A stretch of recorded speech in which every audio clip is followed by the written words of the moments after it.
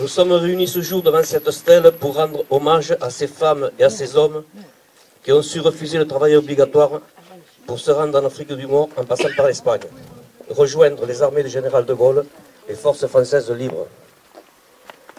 Le col de Bagnols où nous sommes réunis ce soir fut l'un des passages historiques et c'est devant cette stèle des évadés de France que sera allumée la flamme de la liberté.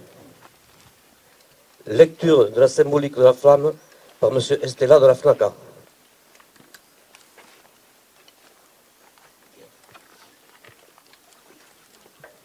Symbolique de la flamme de la liberté. De par sa situation de département frontière, les Pyrénées-Orientales ont été très tôt impliquées dans le second conflit mondial. D'abord, par l'exode massif de plus de 300 000 Espagnols, premières victimes du choc entre les dictatures et les démocraties, chassés de leur pays par le fer et le feu, notre département touchait du doigt les ravages de la guerre. Ensuite, par les milliers de soldats qui partirent de 1939 défendre la patrie et connurent hélas la drôle de guerre, 6 000 Catalans furent faits prisonniers et internés dans les Stalag et les Hofglaf d'Outre-Rhin. Dès l'occupation nazie en zone nord et la mise en place du régime de Vichy en zone sud, la résistance catalane commença à s'organiser. Notre département frontalier et côtier était tout désigné pour les réseaux de renseignement et les passages clandestins vers l'Espagne. Ainsi, des militaires de diverses nationalités, des aviateurs tombés sur notre sol, des patriotes désirant rallier les forces françaises libres ou poursuivis par la Gestapo ou la police de Vichy, des réfractaires du OSTO, des victimes de lois racistes, purent, grâce à des passeurs résistants, passer en Espagne et de là gagner l'Angleterre ou l'Afrique du Nord. Au même moment, des affinités politiques, syndicales, confessionnelles, culturelles, des hommes, des femmes, très peu nombreux au départ, se regroupèrent clandestinement. Ils constituèrent par la suite des mouvements, Combat, Libération, Front National pour la Libération et l'indépendance de la France. Mouvements dont les premiers actes furent de lutter contre la propagande de Vichy et la propagande allemande. Ces mouvements s'ignoraient pour des raisons de sécurité, mais le 14 juillet 1942, malgré la police de Vichy, ils manifestèrent à l'appel de Radio Londres sur la place Arago à Perpignan. Ce fut le début de leur union. Par la suite, avec l'évolution de la situation, débarquement allié en Afrique du Nord, sérieuse défaite des Allemands à Stalingrad, des mouvements purent élever le niveau de leur action et en particulier préparer la lutte armée. Malgré une situation défavorable, forêts éloignées des centres importants, zones interdites, économie catalane rendant très difficile le ravitaillement des maquis, on vit des embryons se former dès 1943 et devenir par la suite des groupes de combat. Les maquis Henri Barbuse et Louis Torcatis furent les plus actifs, sans oublier les formations de guérilleros espagnols. Ces maquis, au milieu des pires difficultés, menèrent contre les occupants nazis des opérations de guérilla. Au même moment, les groupes de ville, par des bombes, des sabotages, firent naître un sentiment de peur chez les Allemands et les miliciens français. Les premiers jours d'août 1944 connurent un affrontement sérieux entre les troupes d'occupation et les miliciens français, d'une part, et d'autre part les maquis du Canigou, Henri Barbuse et guérilleros espagnols. N'ayant pu anéantir ces maquis, Allemands et miliciens français détruirent le village de Velmagna après l'avoir pillé. Depuis une vingtaine d'années, à l'initiative d'associations regroupées au sein de l'Union départementale des anciens combattants des Pyrénées orientales, avec le soutien des autorités administratives, dont le service départemental de l'Office national des anciens combattants et victimes de guerre, des stèles furent érigées afin de rappeler aux passants que ce que doit la patrie à ces femmes et à ces hommes qui surent dire non, payant souvent de leur vie leur engagement. 3 stèles portent ce témoignage, l'une au col de Fonfred, au-dessus de Céré, la seconde au col de Banyuls, ici même, la 3e au village de Dore en Cerdagne. S'y ajoute la crypte du souvenir du village martyr de Velmagna, au lieu de la résistance catalane, en souvenir des combats du 1er, 2 et 3 août 1944 qui virent sa destruction totale. De ces 4 lieux de mémoire est allumée une flamme. Les flammes de Fonfred, Banyuls et Velmagna, remises solennellement de commune en commune, arrivent à Perpignan le matin du 8 mai, présentées par 3 jeunes gens, tandis que la flamme de Dore parcourt les communes de Cerdagne et du Cap-Cyr. Cette flamme de la liberté est un hommage à toutes celles et tous ceux qui surent dépasser leur destin individuel afin de préserver les valeurs de la République et assurer le destin collectif de la France. Bon, nous allons procéder à l'allumage de la flamme pour l'ensemble. Garde à vous.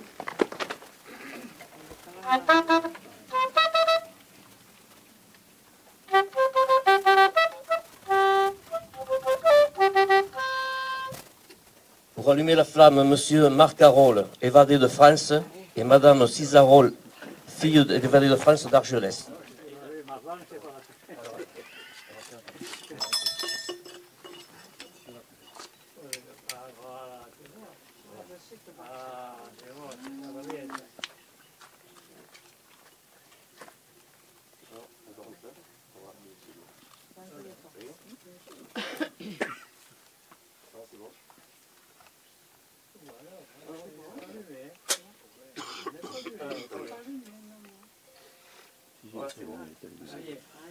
Allez.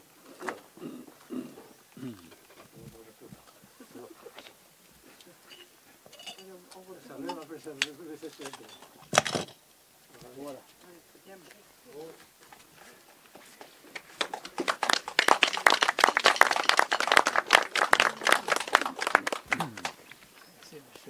Le chant des partisans, joué par les Gavilans.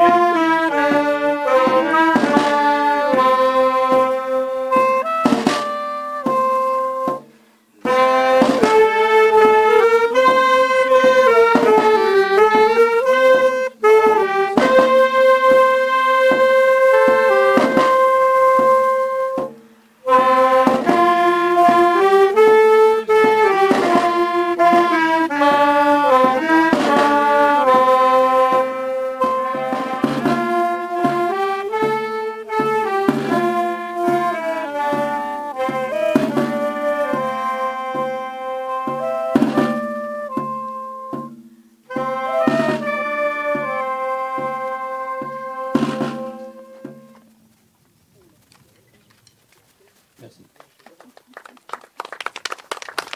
Allocution de M. Jean-Michel Solé, maire de la commune. Mesdames, Messieurs les représentants des évadés de France, Mesdames, Messieurs les représentants des corps constitués, chers amis jeunes pompiers et leur chef qui est là, merci d'être venus, d'avoir participé à cette cérémonie, qui est pour nous habituelle, mais qui est pour nous un devoir et un plaisir de le faire avec Marc, qui a bon corps au bon pied et bon oeil. Je suppose que quand il est passé, il devait courir un peu plus vite, mais bon, c'est la vie qui est comme ça. Marc, et puis madame qui représente bien entendu votre papa. Donc c'est toujours un bonheur, mais c'est surtout un devoir pour nous d'honorer, de commémorer la mémoire des personnes qui à un moment, dans des temps difficiles, très difficiles, qui ne sont pas les temps que nous vivons actuellement, ont choisi la liberté, ont choisi le courage, ont choisi de ne pas renoncer, de ne pas n'ont pas choisi la collaboration, ont choisi de se révolter et de prendre leur courage à deux mains, et non pas de fuir, mais de franchir cette frontière pour aller combattre derrière des paysages qui leur étaient inconnus. Ils l'ont fait en laissant leur famille. Certains étaient mariés, certains avaient des enfants, d'autres n'étaient pas. Mais tous sont partis avec l'insouciance et le courage que nous honorons aujourd'hui, en sachant qu'ils l'ont fait sans savoir si un jour ils allaient revoir leurs bagnols. Ils l'ont fait aussi au péril de leur vie. Donc c'est pour toutes ces choses-là que nous sommes ici, que notre devoir est d'être présent et de renforcer, de porter le message de cette mémoire qui ne doit pas disparaître, parce que si leur combat a été courageux, le nôtre est de porter cette mémoire et de porter ceci. Le col de Bagnols, ça a été dit, est aussi un lieu de passage important. Et le col de Bagnols a été un lieu de passage. Nous sommes dans la 80e année de la commémoration de la retirade. Et par ce col de Bagnols sont passés des gens malheureux, qui ont fui leur pays, qui ont fui la dictature, qui ont fui un pays que peut-être l'Europe avait un peu délaissé, ne sentant pas les prémices de la Deuxième Guerre mondiale. Mais bon, c'est comme ça, on ne va pas refaire l'histoire. Mais ces gens sont passés par ici et ils ont été accueillis comme on a pu, difficilement. Moi, je suis un fils de la retirade. Et ils ont aussi participé à l'effort de guerre, comme ils ont pu aussi, de manière à soutenir la liberté et de combattre le fascisme et le totalitarisme. Donc c'est toutes ces personnes que nous honorons ici. Et ce col de Bagnols, j'espère qu'il ne sera plus un lieu de passage en temps de guerre, mais qu'il restera un lieu de passage en temps de paix, qui unit les deux peuples, qui unit les gens, à travers cette Europe qui est en train de se construire, que nous sommes les uns et les autres toujours en train de, je dis qu'elle n'est pas trouvée parfaite. Mais cette Europe, sur des générations comme la mienne, elle a permis, en tout cas, le plus grand mérite que nous n'avons jamais connu la guerre. Voilà. Et c'est certainement grâce à des gens courageux qui ont su, à un moment, faire fi de leur division, qui ont su faire fi de l'histoire qui a été terrible pour s'unir et pour créer cette Europe. Et donc, je vous invite à méditer ceci en ce mois de mai, où bientôt nous allons avoir des élections européennes, et je ne suis pas là pour faire la politique, pour vous inciter à voter pour tel ou tel, mais je suis là pour vous inciter simplement à avoir ce respect, le droit de vote qu'on a gagné, grâce à des personnes comme ceci, qui ont franchi, qui ont battu, qui sont battus pour la liberté, et puis peut-être de nouvelles, cette Europe grande qui va nous amener aux uns et aux autres beaucoup de bien-être, je l'espère. Voilà, je vous remercie. Si perdem les fures en tot el temps, Ça va te gratter le nez, hein? on va la mettre là per terra. Oui, je m'en occupe.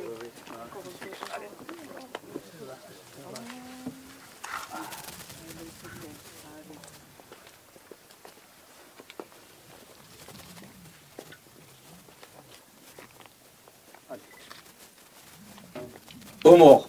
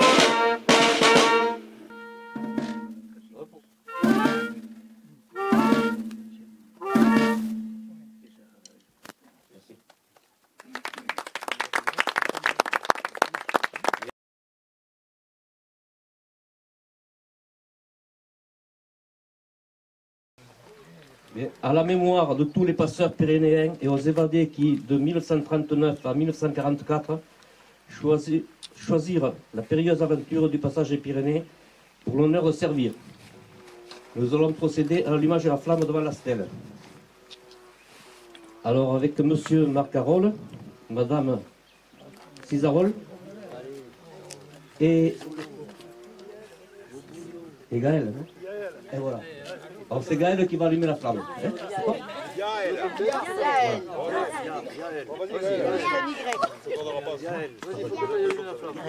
Alors, tu vas te mettre à côté de Marc pour allumer la flamme.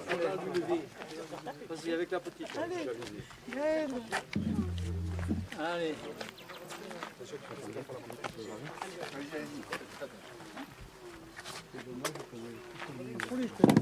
Approche-toi un peu là-bas. Allez.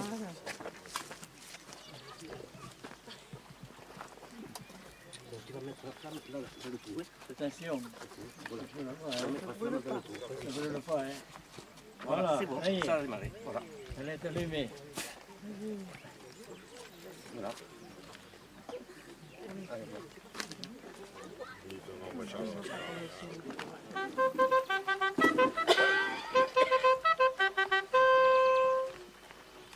Nous allons procéder une minute de silence.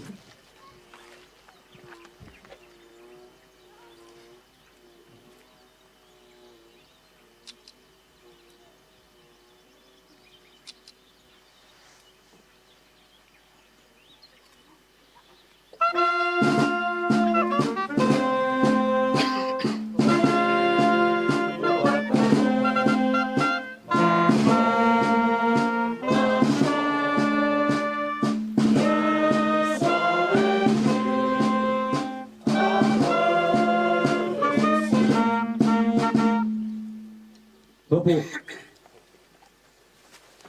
Au nom de M. Jean-Michel Solé, maire de la commune et du comité entente des anciens combattants, je remercie toutes les personnes qui ont fait l'honneur d'être présentes ce soir. Pardon. Monsieur le maire du conseil municipal invite les personnes présentes à un apéritif convivial dans la salle du conseil municipal. Le drapeau à disposition. Merci à tout le monde. À l'année prochaine. Merci.